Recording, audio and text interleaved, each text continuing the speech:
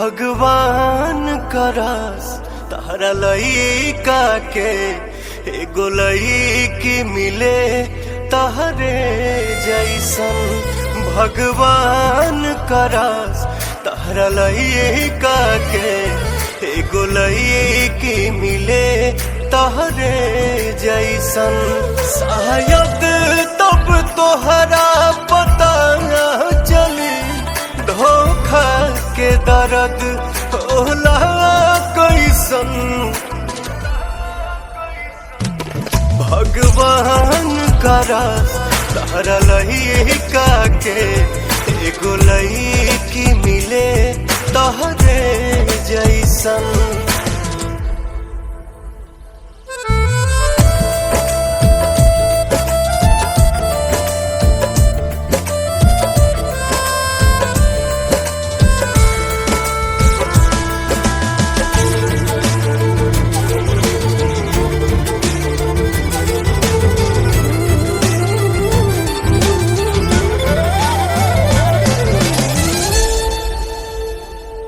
अपना आशिक के दर्द सतारो अपना बेटा के दर्द परो देबू हो।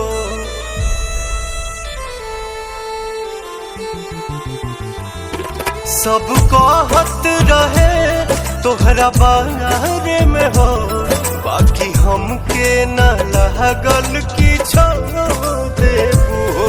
तोहरा चलते जिंदगी लागता सुन जान अब जहरे जैसन।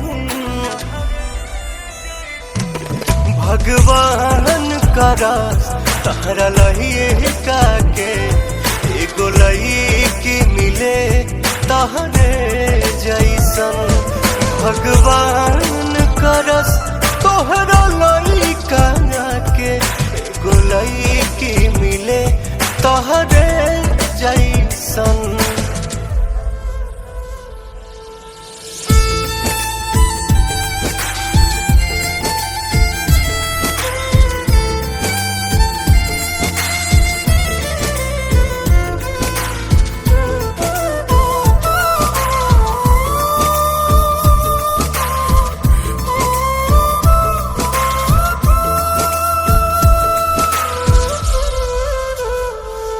हमके छोड़ी के जहाँ तू रहतारो साचो करो खातिर दुर्भागे बाड़ू।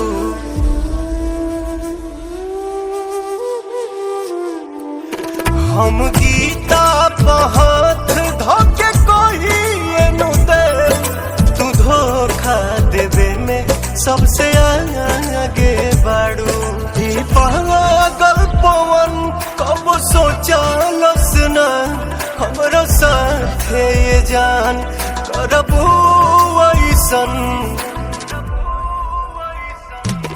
भगवान करस तारा लइका के एगो लइकी मिले तहरे जैसन। भगवान करस तारा लइका के एगो लइकी मिले तहरे जैसन।